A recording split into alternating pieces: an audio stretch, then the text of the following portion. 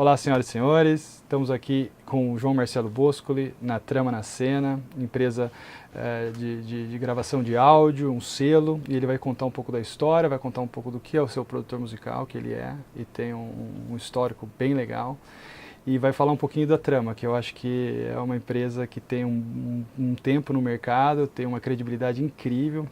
E eu acho que o João Marcelo, obrigado, viu, João? Eu que agradeço, obrigado pelas palavras. Que isso, dispensa, acho que, introdução para quem conhece um pouco do mercado da música. Quem não conhece tem que ser convencido pelo que eu vá falar, né? Não... É filho de músicos, enfim, da maior cantora brasileira de todos os tempos, vem mexendo com música, acho que praticamente a vida inteira, vai contar um pouco dessa história pra gente. Hoje já tem aí 30, 40 anos, eu diria, de experiência, são poucos no Brasil, que a gente pode extrair um pouco dessa experiência e um pouco desse know-how que ele tem. Obrigado mais uma vez, é um prazer estar aqui na sua empresa, na Trama na Cena, um estúdio lindíssimo com equipamentos que a gente fica babando. Eu não sou do mercado de áudio, mas eu entro nos seus estúdios, dá para ver, você sente que o equipamento é top. Estou vendo um SSL, tem uma NIV lá embaixo, são equipamentos que daqueles caras que são, como se chama, audiophiles, como que chama aqui? Eu acho que são fanáticos. Fanáticos por áudio, que dá gosto de ver. Então, é um estilo de vida, quando você investe em bons equipamentos de áudio, primeiro que eles duram para sempre, e é como alguém que está investindo numa maternidade, entendeu? Porque é um dos lugares onde a música nasce com mais recorrência. Entendi. Isso daqui é uma parte, eu não sei se você mixa aí, você é um cara que está no estúdio por trás mixando, ou o seu trabalho é mais com o artista na gravação, ou você participa diretamente nessa mixagem? O trabalho de produtor, por definição, ele combina dois campos da indústria cinematográfica, o campo do diretor e o campo do produtor. Então o trabalho do produtor musical ele é dividido em dois polos de maneira bem simples. Primeiro é a parte ligada à parte criativa.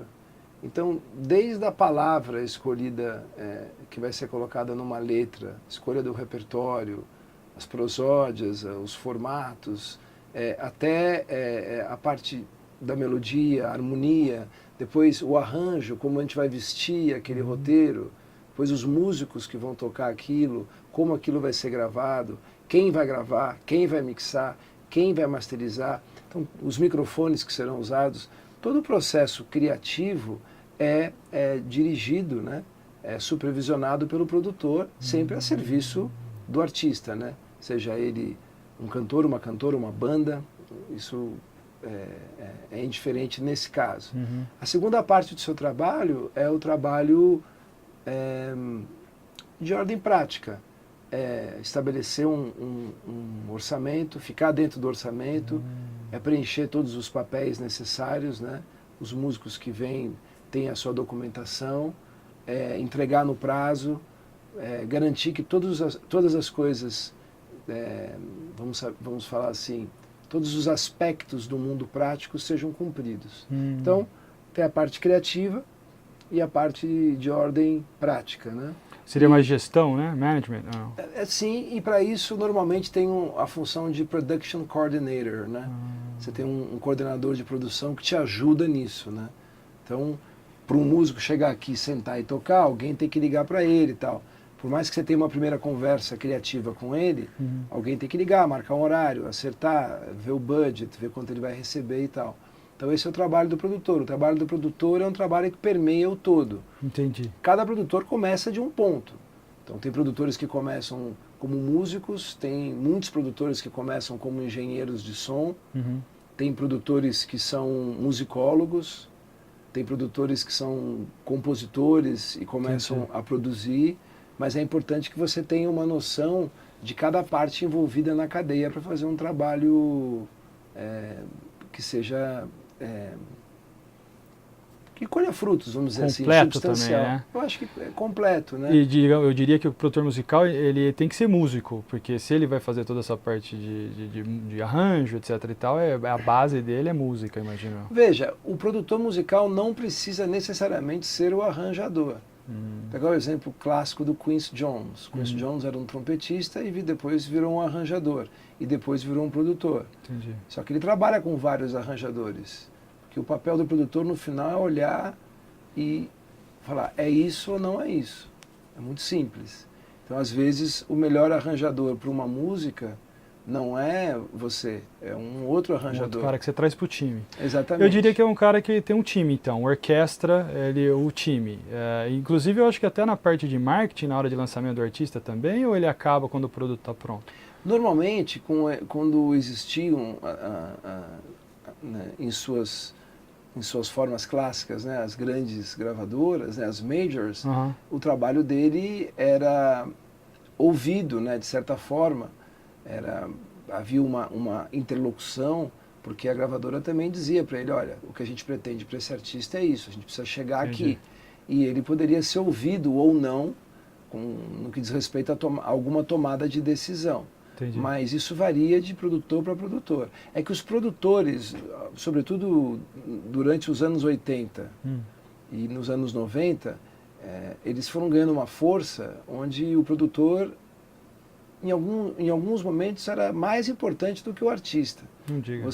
Era só você ver, né? Você procurava, esse aqui é produzido pelo Pharrell, esse aqui é produzido pelo Timbaland, esse aqui é produzido pelo Devontae Swing, esse aqui é produzido pelo Max Martin. Então você dava uma olhada para o produtor quando você não conhecia o artista. Acabava sendo um ponto de referência, né? E hoje o cara que quer trabalhar com você, ele vem com a banda, ele te apresenta a banda, você trabalha, se você gosta do estilo musical, ou você... como é que funciona o seu processo hoje? O cara que gostaria de trabalhar com você tem uma banda e gostaria de ter você como produtor musical? O trabalho parte de uma questão de empatia, né? Empatia. Eu acho que a gente precisa conversar primeiro e ver se tem liga, né? Se tem alguma liga, né? Emocional e musical. Claro. Porque você necessariamente não precisa ser um grande especialista em determinada área para conseguir fazer um som dentro daquela determinada área, daquele determinado gênero. Às vezes, um cara que não é necessariamente roqueiro, exatamente por isso, quando ele vai trabalhar com uma banda de rock, ele pode chegar a um lugar diferente. Mas é muito baseado numa conversa, numa empatia, e varia muito. Uma coisa é um cantor ou uma cantora solo, outra coisa é uma banda. Né? O processo de decisão numa banda é diferente, mesmo que tenha um band leader, um cara que manda mais e tal, ou que tem mais força política, né? Mas tudo como é na vida amorosa, tem que ser consensual. Precisa ter uma química, senão não vira, senão não rola. Senão não rola. É que você passa muitos meses trabalhando, né, muito próximo, né? Boa você ter entrado aí. Quanto tempo demora para você produzir? Na época era um disco, hoje eu nem sei como que é As pessoas trabalham hoje muito, voltaram aos anos 30, né, 40 e 50, a trabalharem muito por single. Single. Né? Importante lembrar que o nome álbum vem exatamente da reunião de singles, né? Não existia o long play, não existia uma mídia que coubesse uma quantidade maior de músicas. Sim. O artista ia lançando os seus singles, os fãs tinham álbuns, assim como álbuns de figurinha. Sim.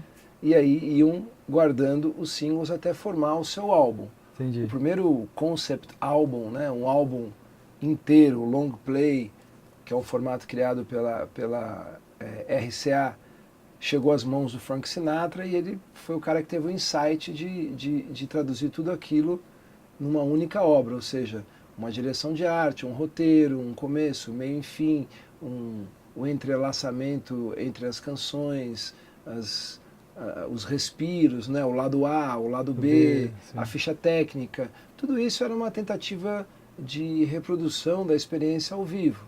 Né? A dissociação da audição de música da performance ao vivo é uma coisa do século XX. Até então, se você quisesse ouvir música, tinha que ter alguém tocando.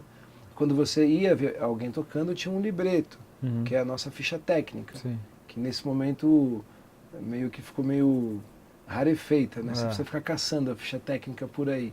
É uma coisa muito ligada às pessoas que curtem, mas é estranho ver os discos fluidos no espaço assim, ou os álbuns, né, fluidos no espaço, sem fichas técnicas. Mas hoje não é mais álbum. Hoje como é que é? Hoje é streaming. Hoje é... Não, o álbum, veja, o álbum é um conjunto de músicas reunidas pelo artista. Sim. Se isso está numa fita cassete, se isso está num arame, se isso está numa roda de ferro, se isso está numa roda de cera, Interessa. derivado de petróleo. Múltiplos singles, hoje quando você coloca numa plataforma digital, então você geralmente tenta juntar singles o suficiente para lançar um artista? Como é que é? Hoje um artista ele pode ter um single e já é lançado, ele vem aqui com uma proposta de fazer 10, 15, 20 singles? Vamos voltar aos anos 50, né? O Elvis Presley entrou no estúdio e gravou uma música. Ele queria dar de presente de aniversário para a mãe dele. Isso é um single, é uma música só. Sim. Do ponto de vista empresarial, do ponto de vista de quem está empreendendo dentro de determinada área, quando você tem 10 bandas e lança 10 singles, você tem mais chances de acertar em tese do que se você pegar uma banda e lançar 10 músicas. Entendi. Né? Na verdade, o álbum ele é uma coisa que não deveria ser em tese para qualquer um, né? Porque nem todo mundo tem um longa-metragem para fazer. Sim. O álbum é o longa-metragem da música, artista. né? Entendi. O jeito que é feito hoje, que eu gosto, é ir lançando por singles. Agora, se você tem um fanbase, se você tem fé no seu taco e acredita que tem algo a dizer, eu acho que você pode lançar o álbum direto. O que acontece é que não tem muito mais downloads, né? As pessoas ouvem tudo em streaming, o que não impede a pessoa de colocar lá, dar um play e ouvir a sua sequência inteira, a sequência que você... A playlist que você predeterminou. O playlist seria o seu roteiro, seria o seu álbum, né? Mas isso ficou muito fluido, ficou muito solto. Por um lado, eu tento olhar qual é o lado positivo disso, né? Eu comprei milhares de discos onde eu gostava de 2 músicas, 3 no máximo. Então era uma venda casada, forçada, entendeu? Se eu pudesse comprar só aqueles singles, eu compraria. Eu ouvia o resto do álbum e dizia, caramba, não precisava ter comprado tudo isso. Então, é que você não tinha opção. Não tinha opção. Né? Eu gosto da ideia do single por isso, e por você ganhar mais sortimento. Então, se você tem em alguma moeda 10 mil dessa moeda para investir 1.000 em cada faixa, eu gosto da ideia de investir em 10 artistas diferentes, em 4 artistas diferentes, ao invés de colocar todas as fichas num só. Faz sentido. A não ser que seja alguém que te arrebate, né? Alguém que você fale, meu Deus do céu. Que espetáculo. Que espetáculo. Sensacional. E faz muito tempo que eu não escuto isso. Eu comecei um tempo atrás a trabalhar com físico, depois eu fui por live. E aí eu fiquei em dúvida no caso do produtor musical, que ele é meio responsável de um olhar mais aberto em tudo quando o cara vai produzir o seu som. Ele também vai pro live? Esse mesmo produtor, depois que esse cara está lançado, você vai pro venue, tem uma participação dentro do mercado live? Ou é mais só a parte de estúdio, gravação e aí acaba o produtor musical, o trabalho dele? O produtor musical, ele pode migrar para o terreno da música ao vivo. Tá. É uma decisão dele, é um talento que ele pode ter ou não ter. O nível de adrenalina é muito mais alto, né? E também dentro desse ao vivo, você consegue estabelecer instâncias de trabalho. Por exemplo, uma coisa é uma banda chegar para mim e falar, João, eu preciso que você seja o produtor musical do grupo que está comigo. Se eu sou produtor musical daquele grupo, em tese eu deveria viajar com o grupo. Porque a cada performance você tem coisas a arrumar, você tem novas ideias, surgem novas convenções, tem um momento onde o público fica super excitado que você pode explorar mais, o show pode ter uma barriga que quando você faz inicialmente você não percebe. Algumas vezes esse produtor musical pode se tornar o diretor do show. E aí o diretor do show, é legal que ele acompanhe, mas não há necessidade dele ir diariamente a todas as apresentações. Entendi. Seria o ideal, mas às vezes não dá. Mas eu separaria o trabalho de produção musical dentro do estúdio, ela tem semelhanças, mas ela é diferente do trabalho da produção musical ao vivo. Ao vivo. Sim. É, bem diferente, na verdade. E o dia também, o estresse do dia a dia da live é uma coisa que, se o cara foi treinado para estar no estúdio, um ambiente controlado, temperatura, som, chega lá, cada casa de show é uma reverberação diferente. Eu imagino que seja um profissional diferente. Eu acompanhei alguns artistas. O primeiro que eu acompanhei foi o Jorge Ben, eu tinha 15 anos aproximadamente, eu era o substituto do baterista. Então, o baterista não podia ir, tinha um substituto. Quando o substituto não podia ir, eu ia. E aí, cara, e toquei com mais de 50 artistas aí. E posso te dizer que a parte de shows, assim, é realmente assim, muito estafante, cansativo. É verdade. Você precisa gostar da estrada. Precisa. Você precisa ser um stage animal. Exato. Entendeu? Gostar, porque para cada hora tocada sua, você tem 12, 15, 18 horas de espera, Sim. de viagens, deslocamento, de hotel, tudo. O controle da alimentação. Isso mói uma pessoa se ela não tiver disciplina. Né? Total, concordo com você. Muito cansativo. Então o seu negócio não gosta mais muito de ao vivo? Você gosta mais do estúdio? Eu sempre preferi o estúdio ao vivo. Ao né? vivo. Por essas razões que você citou. Né? Você não tem uma estabilidade, né, mínima nas casas de shows no Brasil. Não tem. Você tem 4, 5, 6 grupos que controlam algumas casas ou venues, como preferir. Sim. E depois disso é um Deus nos acuda, né? Você tem que mandar uma pessoa antes para ter certeza que o rider do som, né? Não só do som, na verdade, o rider inteiro está sendo cumprido. E eu fiz muito show no Brasil. Brasília para baixo é uma realidade, Brasília para cima é uma realidade totalmente diferente. Vocabulário, equipamento, equipe, é quase que dois mundos, quase que dois países. São frutos, eu acho que essas diferenças, elas são fruto de ser um país com dimensões continentais. Sem dúvida, sem dúvida. E de um desenvolvimento assimétrico. Né? Totalmente assimétrico, porque os Estados Unidos também é um país continental e não tem tanta essa aberração de diferença entre um lado e outro. Vamos falar um pouco da Trama. Eu estava desinformado, achei que a Trama, porque eu já conhecia você, achei que a Trama era uma empresa que você tinha inventado, e é uma empresa que já tem anos de história, vem já desde a época da sua mãe, você continuou ela. Você também, além de continuar ela, você teve invenções maravilhosas num futuro, num passado não muito distante, onde o artista tinha uma maneira de se remunerar quando ele não poderia vender o disco, então entrou na plataforma digital anos à frente do mercado. Eu queria que você falasse um pouquinho da história da Trama, o que você faz na Trama e a Trama daqui a uns anos, o que você visualiza esse nosso mercado de música. Bom, a Trama começou com a minha mãe, né, como você falou, nos anos 70, a Trama fazia tudo menos a gravação dos álbuns. Então, a produção dos shows, o agenciamento dela, a direção de arte, a coprodução de tudo que era feito pela Elise, uma produção Trama. Depois que ela morreu, a Trama como empresa ela deixou de existir, né? Fica uma marca de fantasia, né? Sim. E quando eu comecei a operação junto com os meus sócios no final de 98, a gente entrou numa nova fase. Eu já gostaria desde o começo, nós, na verdade, já gostaríamos de ter entrado direto no digital, de não ter passado pelo físico em nenhum momento. Mas aquilo naquele momento não era possível, né? Eu não queria passar pelo físico de forma alguma. Naquele momento não era possível ainda, né? Entendi. Pela distribuição da internet no Brasil e tal. Então, talvez das coisas que a gente sempre teve foi como a nossa cabeça era uma cabeça já, e baseada em pesquisas, baseada em coisas, não era invencionices ou visões, eu tive uma visão, nada. Era só comprar os relatórios, né? Estudar. E estudar, da Forrester Research, por exemplo, e tal, e estudar o que iria acontecer. A gente sabia que o mercado físico estava com os dias contados, só que eu nunca imaginei que a indústria fosse ser tão obtusa, né?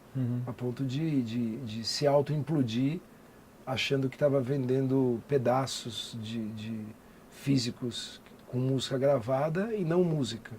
Você trabalha com música, você não trabalha com meio físico. O meio é e deve ser sempre secundário, que vai mudando. O estúdio pode não mudar, mudam algumas coisas e tal, mas daqui sai uma faixa. Se ela vai ser colocada em spray, ou se ela vai ser colocada num disco rígido, ou num pendrive, ou em alguma coisa que será inventada, isso realmente deve ser secundário e isso tem que ser observado. Então, por exemplo, em 2002 a gente lançou a Trama Virtual. O que era a trama virtual? A trama virtual é o seguinte, chegou a um ponto onde eu tinha quase 6.000 CDs e algumas fitas cassete, que agora voltaram à moda de novo em alguns lugares da Europa, e me dava muita aflição aquilo, eu não conseguia jogar fora, porque atrás de cada uma daquelas obras tinha um sonho, um desejo, uma esperança, e começou a ficar inadministrável. E eu não sei, em algum momento o meu sócio falou, poxa, vamos fazer uma vitrine pública para isso.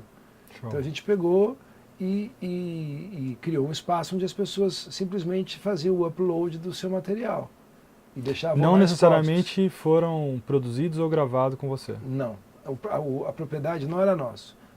Não era nossa, a gente só abriu o espaço. Então, só que como não tinha o MySpace ainda, por exemplo, não tinha nada disso, era difícil para as pessoas, sobretudo aqui em Terra Brasília, entender qual era a proposta. A gente falava, gente, é um lugar onde as bandas, ao invés de mandarem as demos para 8 endereços, elas colocam no lugar público. Quem está na internet pode ouvir. Entendi. Entendeu? Na sequência, a ideia do que você falou de remuneração é o download remunerado. Quando ainda havia muito download, a gente pegava um dinheiro de uma marca e cada vez que tinha um download, a gente fazia uma divisão pro rata ali dos maiores números de downloads e pagava as bandas, né? E também a gente nunca colocou proteção em disco, a gente sempre falou copia à vontade. Interessante isso, né? Totalmente na contramão, entre aspas, das majors, né? Das majors que estavam na contramão da história, a gente só estava no curso da história, né? A gente publicou disco com CD virgem junto para você copiar e dar para algum amigo. Nossa, que sensacional isso. Tinha um serviço chamado Pyromania, que você montava o seu CD pela internet, escolhia a capa, dava um play e recebia 15 dias depois a sua playlist física, né, quando as pessoas ainda ouviam isso fisicamente. Mas você que inventava esses novos modelos de negócio? Como é que é? Cara, na verdade eu sempre acho que a invenção, a visão, às vezes sou eu, às vezes outra pessoa, mas normalmente é um trabalho coletivo, cara. Eu acho, quando a gente fala de alguns gênios, né, que não é o meu caso, mas a gente fala do Einstein, a gente fala do Newton, a gente fala de maneira mais contemporânea do Stephen Hawking e tal. Se alguém não tivesse criado 1 mais 1, se alguém não tivesse inventado o zero, né, esses caras não teriam. Mas foi uma tentativa na ocasião de vocês fomentarem a indústria e fazer uma coisa diferente do que os outros estavam fazendo, porque ninguém estava pensando dessa maneira. Eu te falo isso porque, como eu estava lá na Universal na ocasião, todos me deram um trabalhão para conseguir publicar numa plataforma que a gente tinha lançado. E a trama foi extremamente aberta. Não, por favor, faz questão. É uma questão do princípio nosso, de querer mostrar música. Então, é isso. Então era totalmente... As outras era uma briga, era reunião, quanto que vocês vão me pagar? Eu falei, não queremos expor a música. E a trama foi extremamente aberta a essa negociação. Foi super legal. Então, eu fico feliz de você ter essa percepção. Claro, é muito gratificante ouvir isso. Mas é que o contrário disso é que era muito estúpido, né? E agora, 20 anos depois, eles estão... Não, agora a gente é uma plataforma. Não somos mais uma gravadora. É um discurso que a gente fez há 20 anos, não é há 2. Então, é isso que eu acho interessante. Mas esses modelos de negócio foram mudando, né? Por exemplo, essa plataforma, ela existe ainda? Não, né? a gente desativou... Não, depois do Facebook, a gente não perdeu a função. Isso é uma coisa... Isso também é uma coisa importante que eu posso dizer para as pessoas. Não tem um apego, né? As iniciativas têm importância enquanto elas têm alguma função. Entendi. Então, por que a trama virtual chegou a ter 90, 80 e poucos mil artistas e mais de 110 mil músicas aproximadamente, né? Porque os artistas não tinham onde colocar. Entendi. Quando surgiu o MySpace, nos ajudou muito, porque ajudou aos trabalhadores, né, da área de publicidade, meios de comunicação, a entenderem qual era a nossa proposta. As pessoas aqui no Brasil sempre entendem melhor quando vêm de fora. Eu não acho que seja por maldade, eu acho que é algo... Mas é interessante isso. Mas daí vocês linkavam os conteúdos da trama dentro do MySpace ou não? Também, a gente nunca teve nenhum... Aí o MySpace, entre aspas... Não, o MySpace foi indo e tal, etc. Intermediária, depois veio o Facebook e tomou conta. Sim, porque as bandas continuaram a subir o conteúdo na trama virtual, mas elas não permaneciam na trama virtual. Entendi. Elas passavam o seu dia dentro do MySpace, né? Entendi. Perdão. No Facebook? Perdão. Elas subiam o conteúdo para a nossa área, Sim. subiam na trama virtual, mas elas passavam quase todo o tempo no Facebook, como todo mundo, né? Entendi. E aí, até um determinado momento, eu queria ter terminado a trama virtual em 2011. E o meu sócio, que tinha muito carinho com a ideia, ainda esticou mais 2 anos. Mas eu mostrei para ele, eu falei, olha, a gente está tendo cada vez mais storage e a audiência vem caindo. Entendi. Aumentava os seus custos e diminuía Sim, as suas porque receitas. as bandas eram muito bacanas e sempre privilegiaram a gente. Até porque para o Facebook a gente era indiferente. Sim. Mas eles ficavam o dia inteiro no Facebook, né? Então tudo isso mudou a realidade. Enquanto antes você lançava dentro da trama virtual e ficava lá dentro promovendo, as pessoas botavam na trama virtual, mas subiam também no Facebook e ficavam no Facebook, que era onde eles estavam fazendo tudo, né? E a nossa proposta nunca foi ser uma plataforma de todas as coisas como é o Facebook, né? Entendi. Era uma coisa específica de música e perdeu a função. Mas quando você começou em 98, você falou, já era recording studio, já era um estúdio de gravação? O estúdio sempre foi o coração da gente, coração, né? Tá. É o que nunca para. O core do seu negócio. Sim, é o estúdio. É a gravação. É o estúdio. Tá. Ter o selo, por exemplo, eu deixei o selo hibernando durante 5 ou 6 anos, aproximadamente, ou um pouquinho mais, acho que 7 anos hibernando, por várias razões. Primeiro, porque depois de lançar 4.000 discos e fazer, sei lá, ter mais de 2.500 shows produzidos por nós, quer dizer, aí você começa a empilhar um monte de coisas, não é do meu perfil ficar dentro de um ciclo que pode ser virtuoso, por mais que seja, mas ficar fazendo as mesmas coisas o resto da vida. Interessante. Então eu peguei essa década e fiz, acho que basicamente 3 coisas que foram importantes para mim. A primeira é continuar investindo forte em realidade virtual, realidade aumentada e fotogrametria. Tá. Então eu tenho uma empresa que fica com sede em Los Angeles, tem uma filial, né, em Ottawa, no Canadá, e outra aqui em São Paulo. A gente já fez mais de 300 filmes em realidade virtual e tal. Sensacional. Desde transmissão da Olimpíada, o primeiro pacote de vídeos 360 do Facebook nos Estados Unidos, muito filme, Steve Wonder, muita coisa. A outra foi investir na Bandap, que é uma empresa que eu sou sócio, que tem as lojas oficiais de artistas e marcas, DC Comics, Marvel, Turma da Mônica, Elvis, Beatles, Kiss, artistas brasileiros como Tim Maia, Elis, Raul Seixas, tem os populares, Luan Santana, enfim, são cerca de 200 lojas e tal, algo que para mim foi importante ser feito. E fazer um trabalho mais profundo em cima da memória e das atividades ligadas à minha mãe. Sim. Então, no começo da década a gente fez a exposição, os shows da Maria Rita, o documentário, teve o lançamento de 2 livros. Agora, o ano passado terminamos mais um documentário de 3 capítulos para a HBO, teve o filme. Legal. Né? São coisas que, tem algumas eu me envolvo mais profundamente, algumas eu vejo a média distância, muito ajuda quem não atrapalha, mas principalmente herdeiro, né? Foi uma década que eu observei bastante isso. E a música vigente, além de tudo, não tinha muito a ver comigo. Eu não sou um especialista em funk, entendi, né? Não nesse funk que é feito, e não sou um especialista em sertanejo universitário, que era a supremacia sonora até pouco tempo atrás. Não é mais? Ainda é, não? Supremacia, eu acho que eles já entraram num maravilhoso ponto de saturação, né? Entendi. Que é importante para os movimentos, né? Entendi. Você acha que é cíclica? Já é uma outra coisa. Isso é a humanidade, né? Sim, é cíclico. Porque o que aconteceu no sertanejo universitário aqui, com esse termo que foi criado, alguns torcem o nariz, outros não, aconteceu nos Estados Unidos no começo dos anos 60, final dos anos 50, com o Countrypolitan, né? Com Chet Atkins, esses caras tirando alguns instrumentos tradicionais, né? O fiddle, enfim, trazendo a guitarra, o sintetizador, enfim, criando um country mais cosmopolita, vamos dizer assim, né? O countrypolitan, né?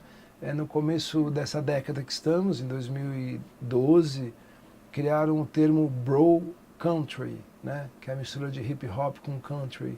Então, assim, eu acho que todas as estéticas sonoras, algumas permanecem, clássicas, né? Como o blues, né? Tem os formatos clássicos de blues, de bebop, de jazz e tal, de rock and roll, mas eles também sobrevivem das fusões, das misturas, né? Como a natureza, né? Que tem carbono, hidrogênio, oxigênio, fósforo e enxofre, e a maior parte do universo é hidrogênio, mais de 90 e poucos %, e com esses elementos você constrói tudo, né? Então, eu acho que é importante para todos os segmentos, os gêneros musicais, buscarem a renovação. Então, a gente olha, isso aí não é nem opinião, né? Você olha pelos indexadores, né?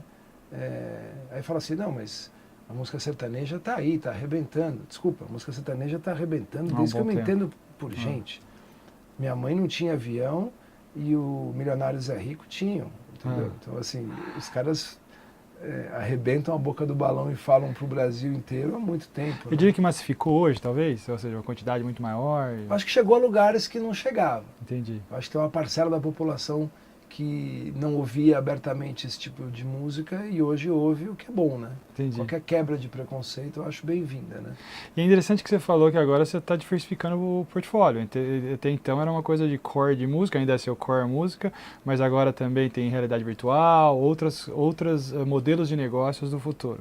Como você vê a Trama operando daqui 10 anos? Você vê ela voltada para outras áreas ou música como seu core? Tudo isso deriva da atividade inicial da Trama. Quando a gente abriu a Trama, a gente sempre teve ilhas de edição e câmeras, porque a gente sempre soube que a gente deveria fazer captações de imagem. Eu tenho muitas imagens da Elisa porque foram captadas. Sim. A realidade virtual foi observada por mim como uma próxima mídia de música. Você ainda acredita nisso?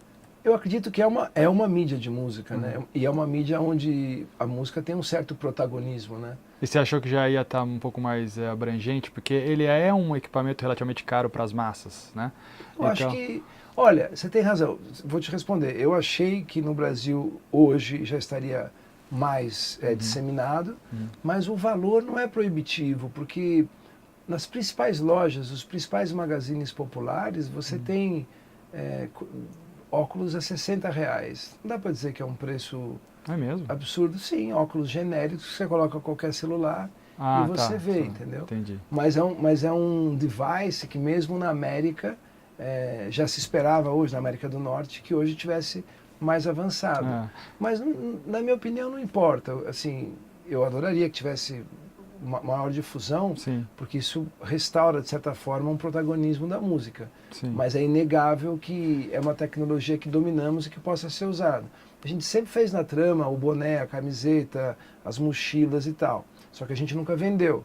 Então, a minha entrada na Bandap e a construção da Bandap é também uma consequência de uma coisa que já havia dentro da Trama. Entendi. Eu não estou dizendo que a Bandap nasceu da Trama, mas a atividade original da Trama compreendia isso, só que a gente não vendia esses produtos.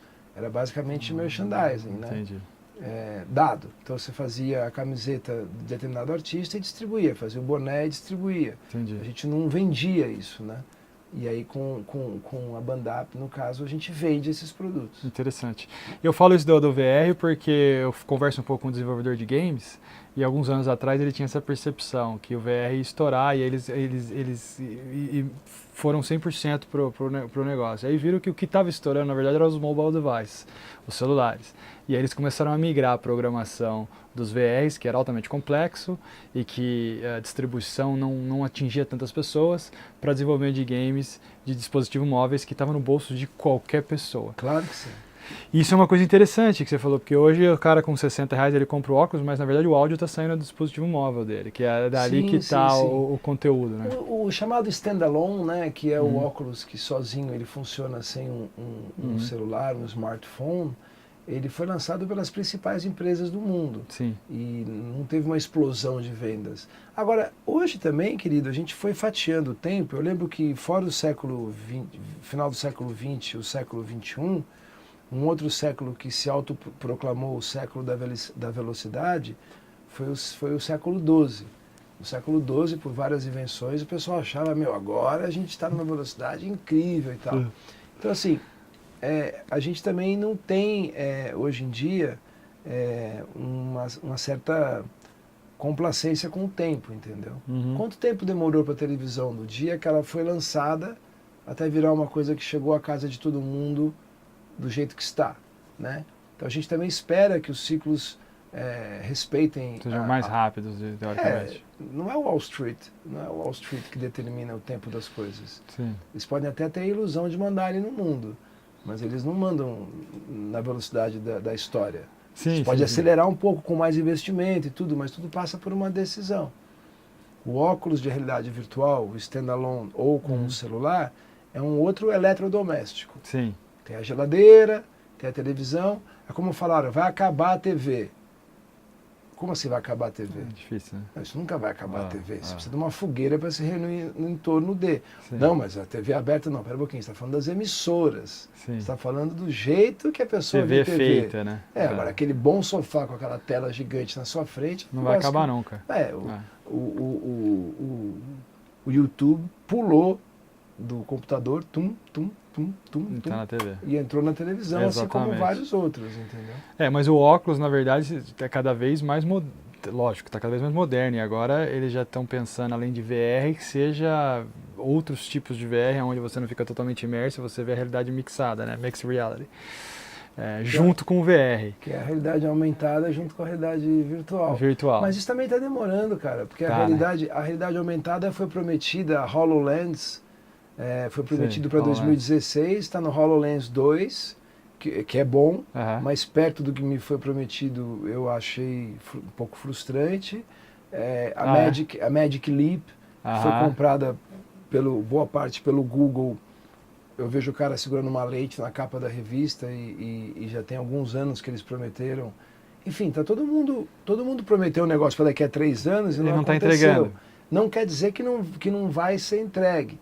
Agora, quando for entregue, as pessoas vão falar, opa, peraí, né? Mas você gosta da tecnologia, pelo que eu estou entendendo, é uma coisa que você aposta nessa tecnologia, você acha que é o presente e futuro? Eu acho que é uma tecnologia interessante e tudo que envolve o ser humano, tecnologia, uma palavra que começou a ser usada dessa maneira no século XVIII, é um conjunto de conhecimentos sobre determinado campo de atuação.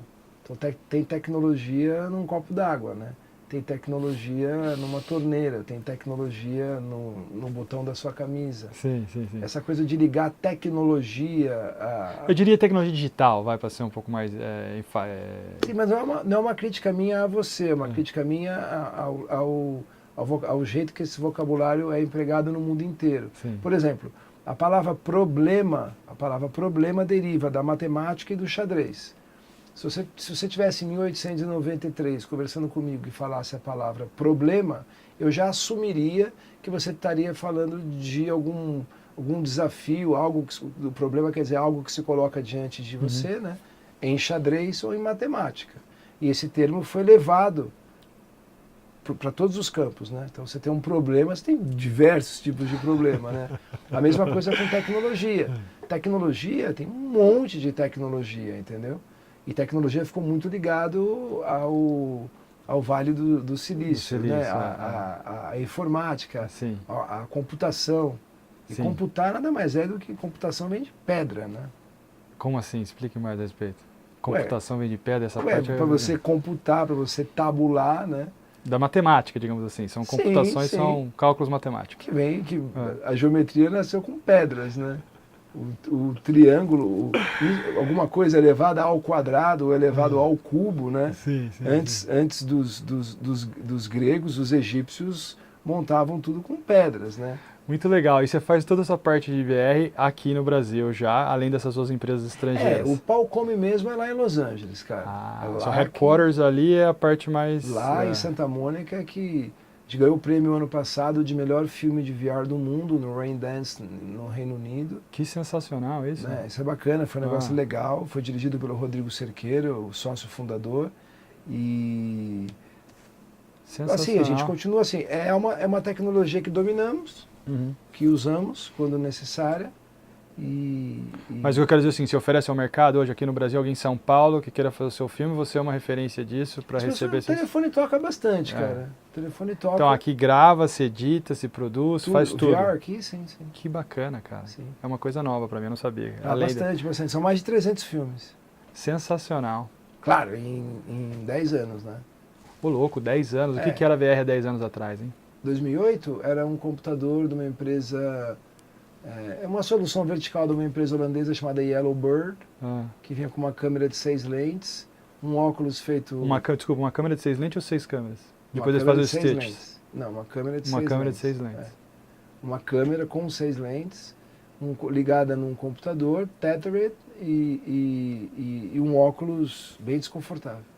E hoje que tipo de tecnologia, que tipo de câmera você usa para fazer esse tipo de captação? Tem várias, cara. Para algumas coisas, uma Fusion funciona muito bem. A Odyssey, que a gente pegou em 2016 lá com o pessoal da GoPro, com o Google, funciona muito bem para outras coisas, porque ela é 3D também, né? Além de ser VR, ela é 3D. 3D, tá. Ou seja, dupla, né? Você tem cada lente, você tem ela dupla.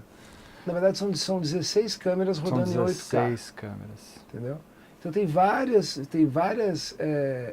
Nossa, a pós-produção disso, eu fico imaginando. Cara, você sobe para a nuvem, várias partes do stitching, várias partes são feitas por algoritmos. Sim. E no final, uma pessoa tem que dar aquele tapinha pessoalmente, caso a caso. Né? Porque o stitch, eu imagino que ele seja imperfeito. Ele tem que ir lá, cada stitch, e dar aquela afinada. Se você capta legal, ele já fica muito bom. Muito, muito, muito bom. Mas às vezes tem alguma imprevisibilidade na cena em que passa, de repente, alguma coisa e dá uma dividida, bem no meio. Fica alguma coisa que você precisa mexer. Ou um flarezinho que bate na lente, pega... Cara, o flare é uma das coisas que mais cálculo eu já vi, né, necessitar por parte dos algoritmos. Nossa Senhora. Quando tem um flare, o bicho para calcular. Imagino, porque ele tem que fazer o cálculo de onde está esse flare, como que ele replica sem colocar um flare aqui, outro flare ali. Mas é bem importante que eu ressalte que a questão da realidade virtual, da realidade aumentada, o grande objetivo é envolver a pessoa com música, entende? É levar o público a um território privado do artista. Num estúdio, você só vai... Por exemplo, citar o estúdio. O estúdio você só vai se você conhecer alguém. Sim. Se você é amigo de um músico, ou se você é amigo do artista ou do produtor, você vai e no máximo mais uma pessoa, senão já atrapalha o andamento, a atmosfera. Mesma coisa num show, você só vai no palco, na coxia e tal, se você conhece alguém. Quando você leva uma câmera para lá, o cara coloca e ele se vê ali dentro, imerso, e insisto, a experiência de imersão só se dá quando você está com óculos, vira uma outra coisa, você vai para um território privado do artista. Sensacional. E aí você posiciona múltiplas câmeras dentro desse estúdio, ou você faz com que a câmera ande dentro do estúdio, ou ele fica estático naquele lugar e ele pode ver 360 no lugar? É uma pergunta que se você fizer para uma pessoa que trabalha com vídeo tradicional, ela vai te dizer, não sei. Depende. Por exemplo, se você entrar no YouTube, a gente captou a USESP em realidade virtual, com o Karabchevsky, que a gente colocou a câmera num lugar que seria impossível ter uma câmera. Tá. Seria impossível para uma pessoa estar agachada ali, porque é entre o maestro e o cello. Então, se eu ficasse ali abaixadinho, o cello ia bater em mim e atrapalhar a performance. Eu ia ficar meio entre o maestro e a musicista, que no caso era uma musicista. Sim. Então ela permitiu colocar o público num lugar onde ele jamais estaria. Isso que é legal. E ele está cada vez menor a câmera, né? Porque antigamente não muito tempo atrás, as câmeras eram meio bulk. Ainda mais se você pegar as heads, né? Que eles colocavam múltiplas heads, então o rig era muito grande. Mas hoje está cada vez mais, está diminuindo a câmera. Sim, você pode, mas o meu sócio quer fazer um rig do tamanho dessa sala. Não diga. Porque o desejo, uma vez que você domina a técnica do rig, o rig nada mais é do que um suporte para câmeras. Sim. Se você tem as câmeras, a gente fez esse filme com as câmeras A1, né, da Sony, várias A1, né? Tem rigs com mais e com menos, de acordo com a necessidade prática do que estava acontecendo. Entendeu? E aí, no caso dessas experiências musicais, você vai com uma operação de vídeo e uma operação de áudio para captar o áudio, para ter aquele áudio perfeito, além, logicamente, da câmera, que eu imagino que não é preparado para fazer esse tipo de captação. Não, a câmera ela tem um som muito bom, mas a gente leva o equipamento de som direto, Sim. mas o que está valendo normalmente é o som que é gravado, que é captado através das mesas de som. Das né? mesas de som. E A depois, não ser que tenha algum comentário, assim, então a gente está gravando aqui um super som, eu falo, e aí, está gostando disso e tal? Isso o som externo pega. As câmeras vêm, repito, com uma qualidade dos seus microfones surpreendentemente boa, né? Mas... 360 melhor... inclusive, né? Sim, no começo você tinha que fazer, hoje o Spatial Sound já é um negócio que em algumas câmeras já é um default delas. Já é embutido. Já é embutido. Claro que você pode depois ampliar isso se você quiser, mas quando você coloca uma câmera aqui e você anda em volta dela, o som, quando você está de fone, você percebe o som girando também. Antes não, antes você tinha que fazer na mão. E o seu foco é a música, como você falou, né?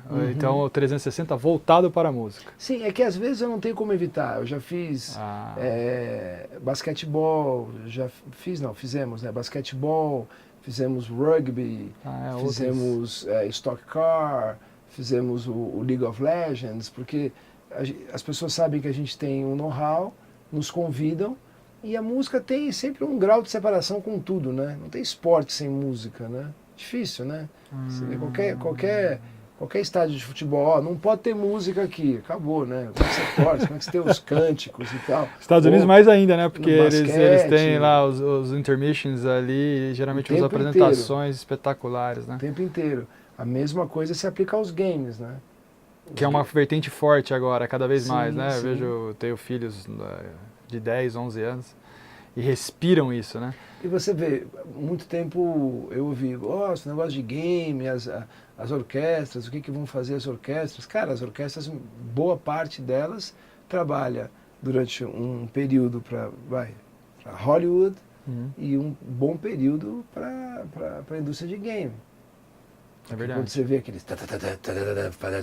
e aquela correria, aquela massa sonora, boa parte vem de orquestras mesmo, ou de maestros que usam músicos e sintetizadores, samples de instrumentos reais misturados, mas tem que saber, tem que manjar, né? E vocês fazem isso aqui também ou não? Sim. Também? Sim. Então game é uma área de atuação. Sim, o Otávio de Moraes, que trabalha com a gente, tem realmente a manha de fazer isso. Há um tempo atrás ele trabalhou com uma equipe para fazer a final do League of Legends no Maracanãzinho. Fiquei chocado. A gente captou também aqui em São Paulo, aí em VR, uma final também do League of Legends. É interessante, cara. Muito interessante. Isso é uma coisa que realmente é muito interessante. Esse sortimento a música permite, entendeu? Que você caminhe em vários campos de atividade, né? Acho que a música, não sei se o termo mais correto seria esse, mas me parece que a música é algo transdisciplinar, né? Porque quando você fala em automóvel, uma das maiores fontes de receita da música é o som para carro. Todo carro que é vendido no mundo vem com quantas caixas de som, Exato. né? E não importa se de novo, o rádio vai acabar. Fica tranquilo que não vai acabar.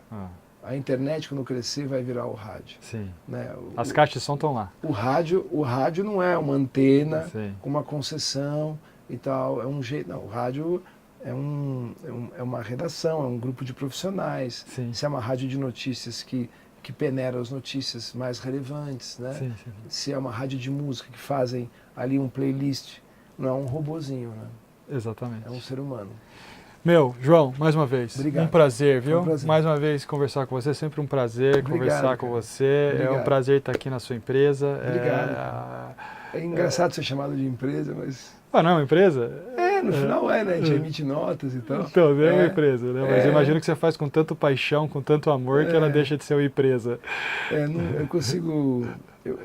o nome que mais me encanta é o nome estúdio mesmo. Estúdio. Não, e cada um chama como quiser, mas... Mas o estúdio é uma empresa, correto ou não? Claro que sim, claro que sim. Não, do ponto de vista semântico você está corretíssimo. Só sou estranho, às vezes você fala, João, você é empresário. Uou! Tudo bem, né? Não precisava falar isso tão seco assim para mim, né? Mas sim, claro que sim, né? Você tem esse papel também. Você faz com tanto amor que de repente você não atribula isso a ser uma empresa, a ser um modelo de negócio, a ser um negócio. Você faz com amor. Não, porque... é negócio, é uma empresa, precisa dar resultado, mas Sim. é tão divertido que às vezes eu acho estranho que me paguem para eu fazer isso. Isso que é, na verdade, que é o melhor, né? Quando você está trabalhando naquilo que você ama, que nem eu, quando eu fazia turnê, eu gostava muito de turnê, e eu ficava, me encantava. Eu falei, eu não acredito que eu ganho para fazer isso, eu adoro fazer isso que eu estou fazendo. Eu faço com gosto, né? Muito importante. E eu acho que as pessoas que não fazem com gosto são aquelas que estão sempre trocando de coisa, que, puta, sempre enchendo o saco fazendo uma coisa nova. É muito difícil você achar o que você gosta de fazer, por isso que eu acho que... Você acha? Para algumas pessoas, sim, né? Algumas pessoas são levadas a crer que gostam de determinadas atividades por questões familiares, né? Ou porque dá mais dinheiro, ou menos dinheiro. Ou pensando no dinheiro, né? Eu acho que o dinheiro faz muito pouco pelas pessoas, perto do que as pessoas fazem por dinheiro. Interessante essa sua fala. Não, mas é isso, eu vejo as pessoas fazendo tudo por dinheiro, quase, e o dinheiro não faz tanto pelas pessoas assim, né? Na verdade eu vejo as pessoas que fazem, vão atrás do dinheiro, mas não fazendo aquilo que elas gostam, então acaba sendo uma tortura para ela, e aí é maçante para a pessoa conquistar o dinheiro. Parece que sim, me parece que sim. Você acaba trabalhando, você acaba trabalhando o dia inteiro para ganhar um dinheiro e financiar o seu prazer, a sua descompressão e tal. O ideal é quando você consegue juntar as duas coisas. Ou você trabalha a vida inteira e a hora que você juntou dinheiro, a hora que você não tem mais saúde para poder aproveitar do seu dinheiro. Tem essa também, né? Tem isso bastante. Por isso que eu recomendo que se examine muito o que você realmente gosta de fazer, porque se você for um bom sapateiro, você vira o Ferragamo. Sim, entendeu? Toda profissão é importante, toda profissão é digna. Sim. E é sempre tempo de mudar também, porque você também pode fazer uma coisa durante um período da sua vida e decidir que você agora quer fazer outra coisa. Não confundir isso com ficar mudando de rumo a cada 15 meses. Exato. Mas é importante, você precisa, na minha opinião, ter amor, ter algum tipo de reverberação interna por aquilo que você faz, né? Dentro daquilo que você faz, senão você não aguenta. Então fica a dica aí para vocês que estão ouvindo e assistindo, que eu acho que fechou com chave de ouro, que é exatamente o que eu penso. Eu penso muito parecido com isso, eu acho que... E eu faço aquilo que gosto e faço vertentes da vídeo desde que eu comecei a trabalhar com vídeo, né? Seja gravação interna, estúdio, mas estou sempre pro vídeo porque é o que eu gosto de fazer, imagem, né? Digamos assim. Amanhã pode ser que não seja vídeo, pode ser. Antigamente era película, 35mm, que rodava, queimava a película. Depois passou para HD, agora é 4K, depois amanhã é 8K. Sabe Deus o que vai ser daqui 5 anos ou 10 anos. Mas vai ser captação de imagem, registrar aquele momento em movimento. Das coisas mais interessantes que o ser humano criou, na minha opinião, é o registro. O registro, né? Seja em livro, que eu acho perfeito, seja através do registro sonoro ou de imagem em movimento. Sim. Né? Eu acho tudo isso fantástico, né? E já vem de família, porque sua mãe registrava muito. Eu vejo um monte de coisas que ela até em voz, né, gravava e aí fica ouvindo e você parece que está vendo ela, porque você está ouvindo a voz. Eu acredito muito na voz também, eu sou bullish da voz. Eu acho que cada vez mais o podcast está subindo agora. Você mesmo deu um dado que rádio é uma coisa que as pessoas ouvem. No Brasil tem, assim, os números são muito grandes. Por quê? Porque a imagem, que é o importante, mas a gente tem que ficar lá prestando atenção, né? Atenção hoje é o que vale, né? Atenção, as pessoas... elas precisam de atenção. Então, se você está ouvindo, no caso, e dirigindo, é possível. Você assistir um vídeo e dirigir, não dá. Não dá. Mas você dirigir e ouvir, é possível.